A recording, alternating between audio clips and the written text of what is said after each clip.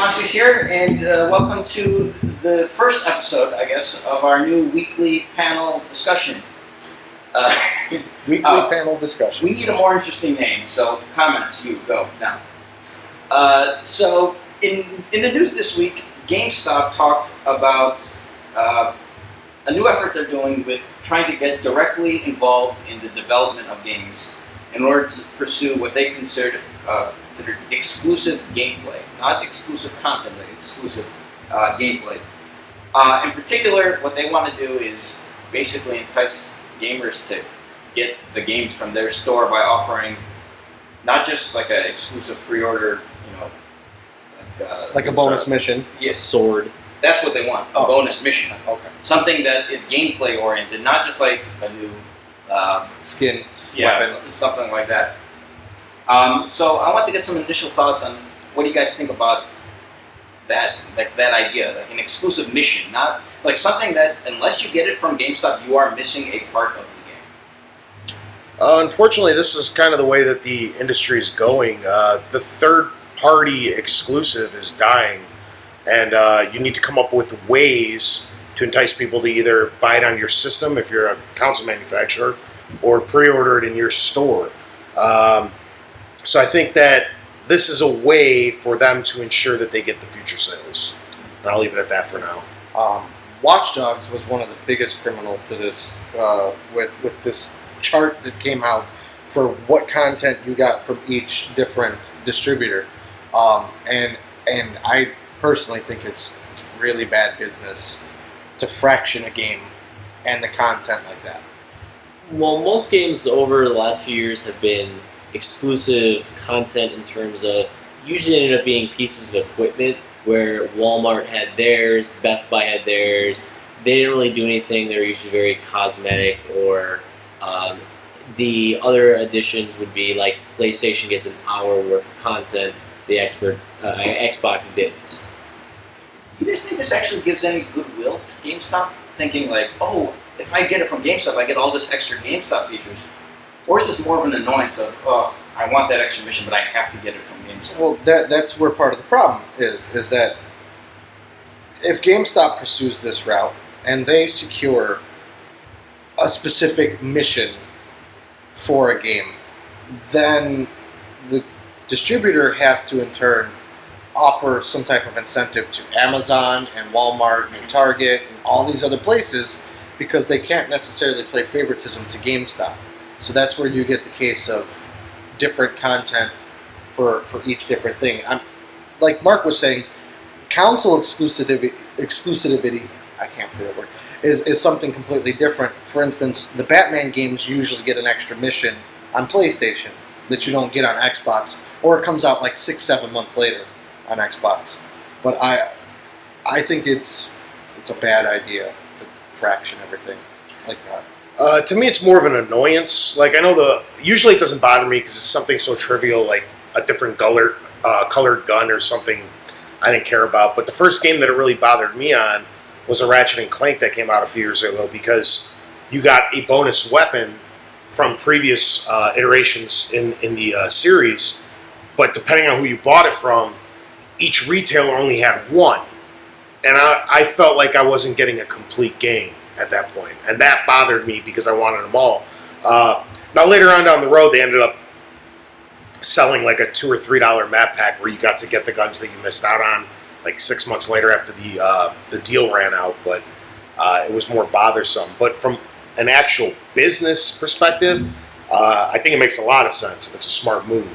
That the developers as well as the retailers are in it to make money, and if this draws more people to buy the same product from your store as opposed to someone else, it in most cases isn't really hurting anyone to just be missing a skin or a different colored gun or something. I do dislike what like Assassin's Creed's been doing lately, where you get an hour-long mission. Yeah, that's a big chunk of a game missing. That's not fair. And I know Destiny's doing it very soon too, where it's getting a year-long exclusivity deal on PlayStation as opposed to Xbox. If you buy it on Xbox, you have to wait a whole year. You're getting an incomplete game at that point. Right. So, like the question I have, like GameStop, they're in trouble right now. It seems like I think Tony, you've compared them to like they're the more modern day version of Blockbuster, where they're just sort of dwindling. Like nowadays, do you enjoy your experience going to, like, what makes you want to actually go to a GameStop to buy a game? GameStop's changed a lot throughout my life. When I was younger, it was always fun to go there. Right. It seemed like a really laid-back environment where you could just go and talk video games with like-minded people. The environment was cool. There was always a lot to experience and see. And before the internet really took off, it really was one of the few places you could buy video games. Now it's just turned into very pushy salesmanship. You go there and it's all about renewing your cards and pre-ordering 100 games, and just the add-ons don't stop, where it ruins the experience, where it's much easier to just pick something up from Amazon. The only advantage that GameStop has nowadays is the midnight launch, which other people are doing now too, Best Buy and Walmart, so it's not even exclusively GameStop anymore. But that's always fun, going and standing in line, the anticipation's building, you're meeting strangers, talking about the game you're about to pick up. It's a lot of fun. Even to tag up on what Tony was saying, even the basic layout of your GameStop has changed drastically. Now it's laid out in such a fashion that you can't just necessarily browse the store. Okay, like you're led down a specific path and then around to the register. It's like a cattle. It is. It really is. Like there's no room to just stand around and observe and just browse a wall or something like that. When I was younger, I'd spend a good hour and a half in GameStop, and I'm not necessarily even talking about discussing with employees, just browsing the selection of what they had. Picking up a game, taking a minute, reading the back of it, without having somebody come up in my ear. Well, there's sequels coming out, and you can pre-order it, and you can get this game for this much off if you have a power-up card, and all this other mumbo-jumbo that they try to push on you. Personally, what keeps me going back to GameStop, there's basically two reasons to go there for new games, in my opinion. My first one is very exclusive to me, where I go to the store I used to work at, so I'm good friends with most people there. So it's a very casual encounter. I don't get pushed. Other stores are definitely not like that. My second thing is GameStop still has going for it is it's one of the few places where you can pre-order a game for $5 and you pay as you kind of go, which I like a lot. Because the only other place I would buy games from would be Amazon, which that is $60 all at once or whatever it costs. GameStop, I like their layaway plan on it, where it's $5 to $10 every time I come in. By the time I get it, it's either paid off or I have $20 to pay on it. You don't feel as bad putting out $60 all at once. And it is a lot easier to trade in some older stuff there in person and put that towards the game as opposed to having to send it off and things like that. So, both of you guys mentioned Amazon. Do you like the draw of Amazon because, the one thing about Amazon, you're still getting a physical copy of the game. Does that matter to you nowadays? I think the biggest thing that's hurt GameStop is the slow, gradual transition to digital content. Do you think why do you buy a physical copy from Amazon when you can just buy the digital copy online? My big thing with that is the trade-in value with it. Okay. When I'm done with it, or if I don't like it, I have at least a way to get out of it. Because Watch Dogs, prime example, I really didn't like Watch Dogs at all. I returned it within the first week of getting it. If I had a digital copy, I'm stuck with this $60 game that's always there. And this is some of my problem with Steam sometimes too, is I have an account it's got a lot of years on it, so I have a bunch of games. I don't like seeing all of what I bought because there's so many things where I bought it for $5 and I don't want it anymore. Same thing would go for if I get a digital game off of PlayStation. It's in my account forever, and I don't want to, remember my $60 error. Failure. Yeah. I'm the complete opposite way. I've been gaming so long, I'm so used to having a physical copy of the game that I like looking at my wall and seeing, the collection. It's kind of cool what I've done throughout the course of my life. Digital's always harder to find, especially on the PS3, which probably has my biggest digital collection. It's so weird trying to organize it. It doesn't look as cool as a shelf, if that makes sense. And the other thing, I don't know, digital, I forget they're there. If that makes any sense. Yeah. When I look up at the wall, I'm like, oh, I haven't played that in a while. Let's pop that out. Whereas in digital, you have to go into a folder and then go into another folder and then browse and then be like, go all the way down and be like, oh, I forgot I had that. So, I'm pushing on this one, but do you still buy CDs or No. Blu-ray or DVDs? the difference being because I legitimately still buy video games, music, and some movies tend to fit on hard drives that are way more convenient, or some kind of, like, I have all my music on my cell phone. It holds, like 30,000 songs in the cloud, and I don't have to worry about it. So there's no need to change a CD that only holds 12 or 13 songs anymore when I got 30,000 songs at a click of a button. I understand that happens with video games too, but I don't know, it's just different for me. Well, like, it's weird because to me, like, almost 15 years ago, there was that change to CDs. CDs sort of became like almost like old technology. Everybody was moving towards digital when MP3 started coming out. And it was like a 3 or 4 year lag behind the DVDs. But it seems there's such hard resistance on the video game front. Like, it doesn't really make sense to me. Well, I think a lot of it has to do with price too, because to me, like, people look at it and, okay, you take a $60 game, right? You had to get the material for the disc, you had to get the material for the case, the shrink wrap. Somebody had to process that. Somebody had to print it, package it. You have to pay the truck driver to ship it from the factory to the store. The salesman that sells it to you has to take a cut. The store has to take a cut. There's gasoline involved, airplanes, shipping, all this types of stuff, and it's $60. Sure, that makes sense to me. A signal of digital data sent through the internet costs the exact same as all that raw material and manpower. That makes no sense to me. That's one of the things is with CDs and MP3s and movies and digital movies, you've seen a drastic shift in the price. CDs, you can still go out to a Best Buy and you go to pick up a CD, it's $15. Digitally, it's probably 7 to 10. Okay, same thing with movies. You can go out and you can buy the latest 3-disc wrestling documentary. 1 disc is the documentary, 2 discs is the matches, right? Or you can go on Amazon or iTunes and buy just the documentary portion of it for $5. Like Tony said, with video games, you're not seeing that shift downward from physical to digital. They're still holding the same price. If a digital game was $10, $15 cheaper than what it is retail brick and mortar at the store, I'd be more inclined to jump onto digital, with the risks involved. Like Mark said, if the game is horrible, well, hey, I only spent $35-$40 on it, as opposed to 60 plus tax. And this is all that also stuff. taking into account this is brand new games we're talking about, minus Steam sales and whatnot. Because then, brand new there's a AAA big, titles. there's a big difference between a $60 physical thing and 6 months down the line on Steam sales. So. So when do you guys think that it's going to just click, where people are going to have that same idea they had with CDs in maybe year 2000 or DVD? You think in a year or two? It already has. You think it's already happened? It's starting to, and on certain formats, it already has. I know the Vita's not selling extraordinarily well by any stretch of the imagination, but Sony's come out and said that digital is selling way more than physical, and you can actually see it in the stores. I think that's where a lot of the misconception that it has no games comes in.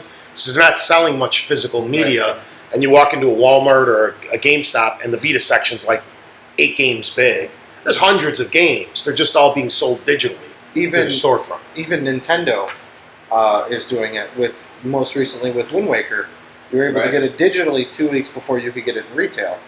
And with the advent of PlayStation Now, where that's a purely streaming digital service, I think within the next 2 to 3 years, once that becomes the standard, people will be more accustomed to and more open to purely digital gaming. So, Mark, where do you see GameStop in 2 years from now? Do you think they're going to keep going down? Like, I know this past year, actually, their profits are up for the first time in like 3 years. That has to do with the next-gen consoles coming out and everything. But where do you see GameStop heading in the next few years? I know they were really trying to get into like the mobile market, mobile and like tablets.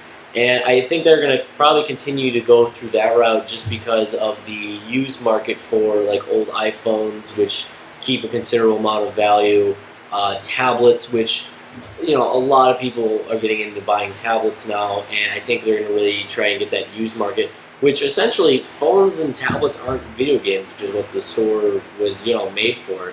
So I think they're trying to adapt and get out of pure video game. They've even gone so far as to acquire Simply Mac, which is a licensed Mac reseller. Okay.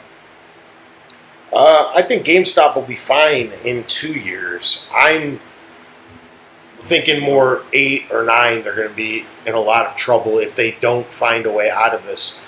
Their advantage is they got to see the rise and fall of Blockbuster, and if they're trying to avoid running down the same path.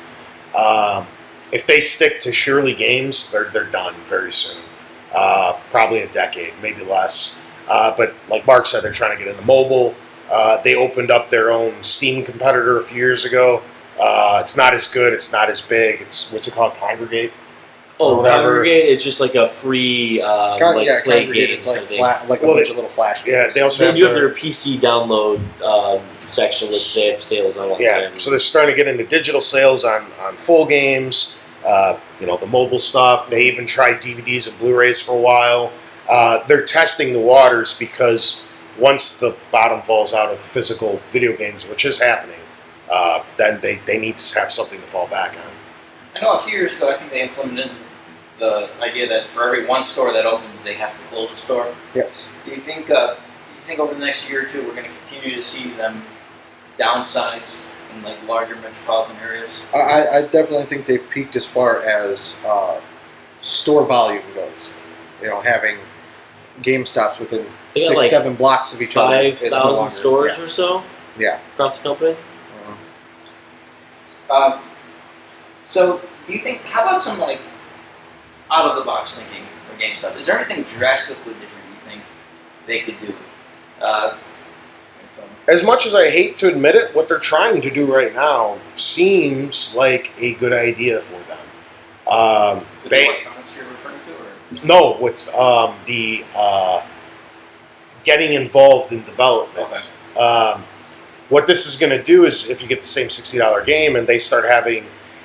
I don't think it'll affect as much as they would hope if it is just these smaller weapons packs and stuff, but if you can get an entire mission or two... That's what they're aiming for, because they say gameplay, not content. Yeah, that I think this would make a lot of people want to go...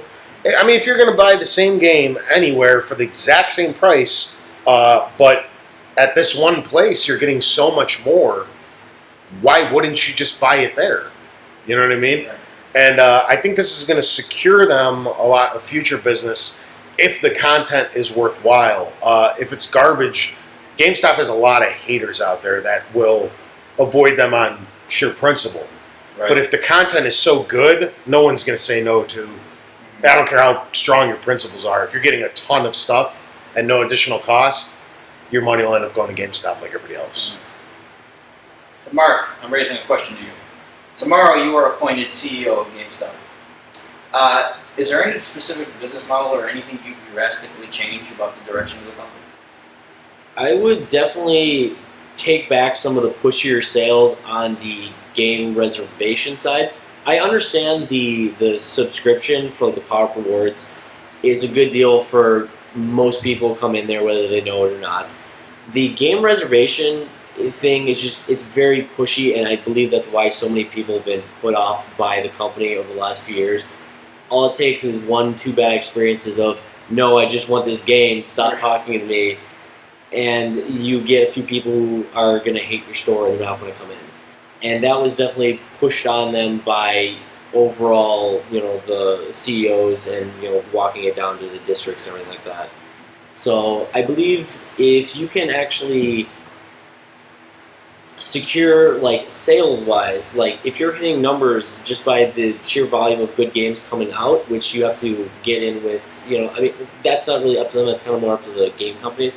If you're still making sales, you should be pretty happy with your company, and I think the cards, that's probably got to stay. And I get the little add-ons. It just, they're very pushy about it, and gaming as a general is a very relaxing medium, and it should be kind of taken the same when you're purchasing them. So a few years ago, they had this idea, I guess, the GameStops of the future, like the mega Store of the future. store of the future. They're like these significantly larger stores. It seems like they've stretched that idea. Like they've tried it. I think a few of them are still around, but do you think? What do you guys think of the idea of making GameStop more of a place, like a destination you want to go to? Like, imagine a GameStop of the future. These maybe they're 2 or 3 times the size, but maybe they have like couches and TVs and like hang out. They can host tournaments. Do you think this is an idea that they? I definitely think that's a step of getting back to the basics of what gaming is. It's more of a social experience. Whether you're playing a single player game or not, overall it's more of a social experience. So I definitely would enjoy going to a place like that, being able to sit around and talk with a couple people about video games, not necessarily have things pushed down my throat, and just have that atmosphere again. I think it'd work wonders for fan service, but from a business perspective, it makes no sense.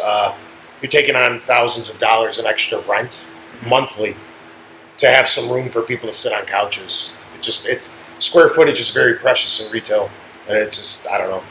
And that's what they found out real quick, is that those stores cost twice as much, and they're not really making any extra money, and they're just like, this is a terrible idea. The only problem with, again, the tournaments and communities, which I'll agree with Tony on, is that people aren't there purchasing more product, and they're just it's more like a hangout. Certain stores, especially how most of them are set up, where they're generally like the very small retail stores, they wouldn't even be able to accommodate that. You would again have to find the store of the futures where you can actually see the floor without a bunch of gondolas and wall. You'd have to go into the old Best Buys. Right. Yeah, you would almost need an entire room dedicated to something like that. I'm not against it, but I don't see them ever doing that for the sake of there's not a lot of extra money in that. Yeah. And say you use that room. Cost really. Say you use that room once a month. Is it really worth it? You're paying for it 30 days a month, or 31, but you're only using it once or twice. It's just never going to pay off. The idea I had was that these mall stores and these small stores, they're becoming less and less important. So maybe you consolidate every 5-6 GameStops and you make one mega GameStop in an area where it's not just maybe they have a retro game area. Maybe they've got they have their regular store operations, but then they have a couch area, a LAN area, maybe. But that'd be another interesting concept, because I know retail or wall space is very limited in every GameStop, and that's why some of the older consoles get pushed out. It allows these little mom and pop shops that specialize in retro gaming to survive. But if GameStop had more wall space, like you were suggesting, maybe if they consolidated 5 stores into something a little bigger, and you'd still be able to offer Genesis and Nintendo NES and Super NES consoles, controllers, games. That kind of stuff might help you out as well. Even going more off what you're saying, where they would have maybe some arcade cabinets in there. Why not have one where it's a night hangout spot, kind of like a bar arcade? You can buy whatever. I know it's not even in the retail business of that, but it would again accomplish the social aspect of gaming, and you'd also be making money off of the arcade cabinets, the entry if you want to go with that, and then have a vending machine, bar, whatever you would like, and you accomplish your goal of making money off of it. As a side note to what Mark suggested, I mean, these bar arcades are becoming more and more popular nowadays. Yeah. And I'm not necessarily have that in the same aspect of a retail location, have both of them together. But that's another area that they could even, they want to get out and they want to experience more of the community, which I've heard through some channels. They want to become more involved in gaming tournaments and things like that. That could be an aspect for them too. So, final question: are you guys optimistic about the future of GameStop? Do you think 3-4 years from now, are we going to be looking at them as a blockbuster, or are we going to be looking at them as we've turned the tide and have some unique ideas? I mean, for me, since everybody was waiting, I don't want to see them go away. You know, I previously worked for the company for almost 10 years. You know, I have a lot of friends that work for the company. I don't want to see those people out of jobs. But I definitely think on a corporate level, there's got to be some type of change to make it easier for these employees to work with the people that are coming in, the consumers, instead of just shoving everything down their throat. Over the next 5 to 10 years, GameStop, I see them doing a slight downsizing. I think they'll be okay. I think they have enough money and capital in stores that do well that will keep them going. But I do know they have plenty of stores that are probably barely making ends meet. I think there's a few hundred stores that they could easily close. There's probably one 3 miles down the street that people will go to.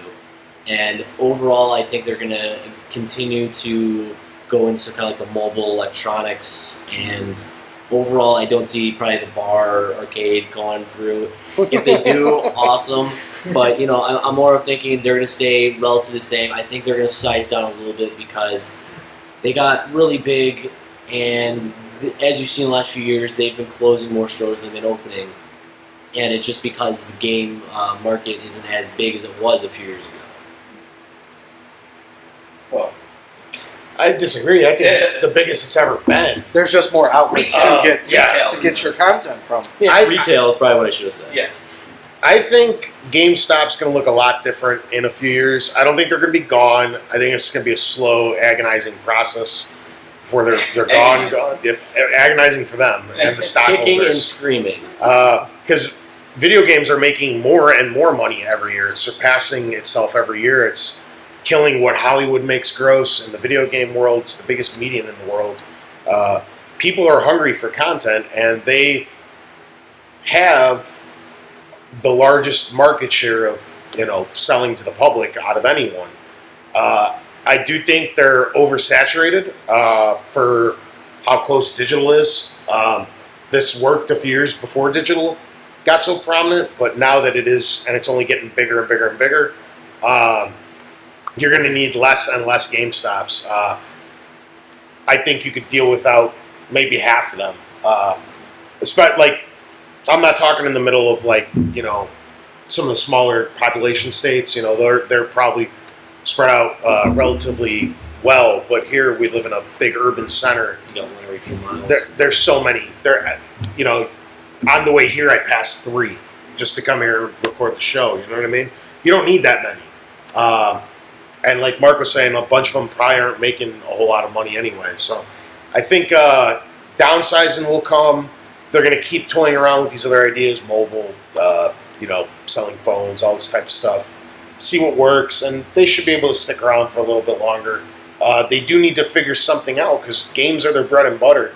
I don't care how many of these little deterrents they find. They're not even bringing in a fifth of the revenue that video games are accomplishing. So, I mean, you can't primarily depend on pre-owned iPhone sales to supplement billions of dollars lost from selling video games. It's just not going to happen. So you do have to figure something out. If there's some way that they can incorporate pre-ordering games from, if they work something out with Sony and Microsoft on their digital sales front, where you can start pre-ordering through GameStop.com to digitally upload it, and they get a small cut. I don't know how that'd work because I don't know why. Unnecessary middleman. Yeah. So that's the problem. I don't see what they can do. You would get power-up points where you can use coupons, maybe. Yeah, but why would Sony and Microsoft give up that cut? Right. Where it's all going straight to them, just to let GameStop get in on the action. I don't know. Well, we will see. So, We will indeed. We'll leave it at that. 5 to 10 years. Thanks for watching the weekly panel roundtable. Discussion. We need a name. Discussion Talk Thingy. Radio. Yes. To be announced. Yes. Live. Post your names of the show. Not your names. Suggestions. And we'll see you guys next week.